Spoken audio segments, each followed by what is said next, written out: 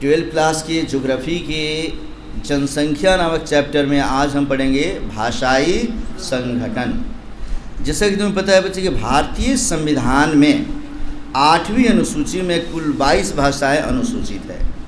क्योंकि भाषाई संगठन की बात करेंगे हम, तो इसमें भाषा का अध्ययन, भारत का संविधान बनने लगा 1 से लेकर मान लो कि जितने भी 22 भाग है उस सभी भागों में से 8वीं अनुसूची, इसमें जितनी अनुसूचियाँ उसकी 8वीं अनुसूची में भाषा का वर्णन किया गया है। ये पॉलिटिकल साइंस का भी क्वेश्चन है, काफ़ी इम्पोर्टेंट, कई बार पूछ चुका है कि भारतीय संविधान में भाषा किस अनुसूची में वर्णित की गई है।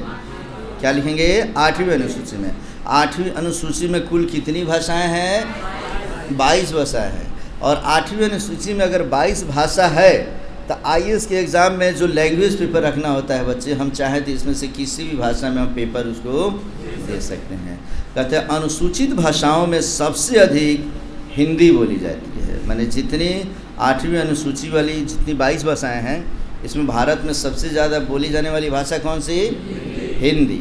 हमारे देश के लोग 4 भाषाई परिवार से बिलोंग करते हैं, जिसमें सबसे कम चीनी तिब्बती, जिसे किरात के नाम से भी हम लोग जानते हैं। उसके बाद से इसमें कहता है कि ये है 0.85%, ये सबसे कम बोलने वाले हैं। माने भारत में रहकर भी लोग चीनी तिब्बती बोलते हैं। आ रहा समझ में ना? जैसे अरुणाचल प्रदेश की तरफ चले जाओगे, सिक्किम की तरफ चले जाओगे बच्चे, तो वहाँ चाइना से सटे होने के कारण वहाँ का कुछ कल्चर यहाँ पे मिलता है, तो यहाँ के लोग बोलेंगे। तथा सबसे अधिक भारतीय यूरोपीय माने आर्य भाषा बोली जाती है। भारतीय यूरोपीय माने ये कितना %? 73%।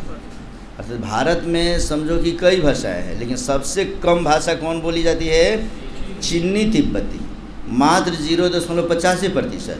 और सबसे अधिक बोली जाती है भारतीय यूरोपीय भाषा। माने समझ लेंगे आर्य जिसे हमने लिखा है, भारत का एक नाम आर्यावर्त भी है। आ रहा है तुम लोग को समझ में? यूरोप से जब वहाँ से लोग हमारे देश की तरफ आने लगे तो अपने आप को उन्होंने सभ्य कहा और हम लोग को असभ्य कहा। सभ्य को ही इंग्लिश में समझ लो क्या बोलेंगे हम लोग? आर्य। माने इसको संस्कृत के मूल रूप में बोलते हैं आर्य। तो अपने को उसने आर्य कहा, हम लोग को अनार्य कहा। अनार्य से बना दिया हम लोग को अनाड़ी। आ रहा समझ में ना? हम लोग को क्या बोलते थे? सब अनाड़ी। आज भी गांव में अगर हम किसी को बोलते हैं कि भाई वो बहुत अनाड़ी है, अर्थात उसके पास सभ्यता नहीं है, ठीक से उठना बैठना बात करना नहीं जानता है। आगे बात करें कुछ अन्य परिवार, ऑस्ट्रिक माने निषाद जाति के लोग ये बोलते हैं ऑस्ट्रिक 1.38% तथा द्रविड़, और इसमें कहते हैं द्रविड़, इसमें माने इसकी संख्या 20% है बच्चे। माने 20% बिहार इसमें है।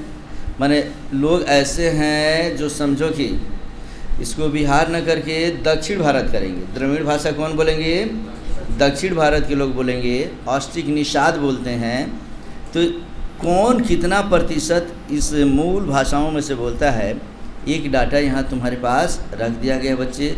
अब धार्मिक संगठन जो बना है वह किस आधार पर बना है और कहाँ पे कौन सी जनसंख्या, किस धर्म को मानने वाले लोग कहाँ, ये थोड़ा हम देखते हैं। तो भारत में पहली बार 2001 में धर्म आधारित जनगणना हुआ। काफ़ी इम्पोर्टेंट। भारत में जनगणना की शुरुआत कब से है बच्चों? 1872 ईस्वी से। आ रहा समझ में? किसके समय में? लॉर्ड मेयो के समय से। और भारत में सबसे पहली बार जो दशकीय जनगणना की शुरुआत हुई कि हर 10 साल पे अब हम लोग जनगणना करेंगे, वह हुआ 1881 ईस्वी में। किसके समय में? लॉर्ड रिपन के समय में। उसके बाद हर 10 साल पे इसका समझ लो कि चलता है। लेकिन 2001 ईस्वी में पहली बार हुआ कि किस धर्म को मानने वाले लोग कितने हैं, तो धर्म के आधार पर भी थोड़ा सा जनगणना कर लिया जाए। तो उसमें जो जनगणना किया गया उसमें सबसे अधिक हिंदू जनसंख्या वाला राज्य यूपी एवं केंद्र शासित प्रदेश दिल्ली है। ये माना गया, देखा गया कि हिंदू धर्म के लोग जो हैं वो सबसे अधिक कहाँ पे हैं? उत्तर प्रदेश में। और केंद्र शासित प्रदेश की बात करेंगे तब कहाँ पे हैं? दिल्ली में। और सबसे अधिक हिंदू जनसंख्या वाला राज्य हिमाचल, माने प्रतिशतता की अगर बात करेंगे तो प्रतिशतता के आधार पे सबसे अधिक हिंदू जनसंख्या प्रतिशत वाला राज्य है हिमाचल प्रदेश। समझ में आया? अब कौन कितना है थोड़ा देखते हैं हम लोग। 2011 की जब जनगणना हुई, शुरुआत है 2001 से, लेकिन 2011 की जो जनगणना हुई जिसका अध्ययन अभी हम लोग कर रहे हैं बच्चे, अभी 2021 का जनगणना हो जाना चाहिए, लेकिन महामारी के कारण, कोरोना के कारण वो जनगणना नहीं हो पाई। अभी सिस्टम उसका चल रहा है, बड़ी जल्द जनगणना होने वाला है, अभी 2022 चल रहा है। तो इसमें धार्मिक समुदाय के आधार पर देखा गया कि 2011 में हिंदू धर्म मानने वाले लोगों की जनसंख्या है 96.6 करोड़, अर्थात इनकी जनसंख्या सबसे अधिक कितना 80%। क्लियर है बच्चों? भारत में कितने परसेंट 2011 की जनगणना के अनुसार हिंदू हैं?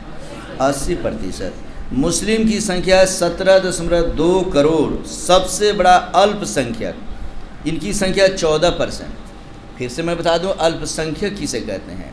किसी भी देश की वह जाति जिसकी संख्या अल्प होती है, माने सबसे कम होती है, उनको अल्पसंख्यक बोलते हैं। जैसे भारत में अल्पसंख्यक कौन है? मुस्लिम है, ईसाई हैं, सिख है, बौद्ध है, जैन है, इनकी संख्या काफ़ी कम होती है। लेकिन यही हम, और यहाँ बहुसंख्यक में कौन आ जाएंगे? हिंदू धर्म के लोग। 80% यहाँ हिंदू धर्म के लोग हैं बच्चे। पाकिस्तान में यदि हम बात करते हैं कि तो पाकिस्तान में यदि हम चले जाएंगे बच्चे, तो पाकिस्तान सरकार जो डाटा निकालेगी उसके अनुसार वहाँ अल्पसंख्यक कौन है? हिंदू। और वहाँ बहुसंख्यक कौन है? मुस्लिम। तो किसी भी देश में जिस जाति धर्म के लोगों की संख्या अधिक होती है तो उसे बहुसंख्यक कहते हैं, और जिसकी संख्या कम होती है उसे हम अल्पसंख्यक कहते हैं। ईसाई धर्म के मानने वाले लोगों की संख्या कितनी है बच्चों? 2.7 करोड़। बताते चलोगे बच्चे, प्रतिशत की बात करेंगे तो कितना परसेंट? 2.3%। आज भी ईसाई हमारे देश में हैं।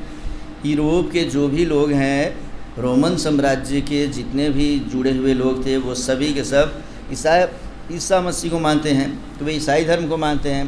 गोवा में चले जाएंगे बच्चे हम लोग, कोलकाता में चले जाएंगे, मध्य प्रदेश में जाएंगे, तो पांडिचेरी में जाएंगे, पुदुचेरी में जाएंगे, तो बहुत सारा जगह है जहाँ ईसाई धर्म को मानने वाले लोग हैं। हमारे गोपालगंज में भी है बच्चे, यहाँ पे कहाँ पे है बोलो? चर्च है ना जी यहाँ पे कहीं? हाँ, तो लेकिन इनकी कुल संख्या कितनी है? 2.3%। चलो अब बताते चलो, जल्दी जल्दी बोलते चलो। सिख धर्म के मानने वाले लोगों की संख्या कितनी है? 2 करोड़। और प्रतिशत की बात करेंगे तो कितना प्रतिशत? 1.7%। 2011 की जनगणना के अनुसार कभी कभी सजाने के लिए देता है, बोलेगा भारत में किसकी संख्या सबसे अधिक है, दे देगा बौद्ध, सिख, ईसाई, जैन। किसको टिक मारेंगे? ईसाई को। ईसाई है 2.3%, सिख है कितना? 1.7%, और बौद्ध है 0.8 करोड़, मतलब 0.7%, और जैन की संख्या 0.4 करोड़, माने 0.4%। तो प्रतिशतता के आधार पे हम जान गए बच्चे कि किस धर्म को मानने वाले लोगों की संख्या कितनी है। एक और वीडियो हाल ही में तुम्हें मैं डालने वाला हूँ, जिसमें 2011 की जनगणना के अनुसार मैं तुम्हें टोटल डाटा दूंगा, किस जाति के लोग, माने किस धर्म के लोग जो हैं वह सर्विस में हैं, कितना उनका प्रतिशत है, कितने पढ़े लिखे हैं, कितने अनपढ़ है, ये सब अलग चिक्की के टॉपिक में हम डालेंगे। तब तक इस वीडियो को तुम लोग देख के रखो बच्चे। अब इसी में एक और हमारा टॉपिक है जिसे हम कहते हैं व्यावसायिक संगठन। चलो उसको अगले टॉपिक में पढ़ते हैं बच्चे।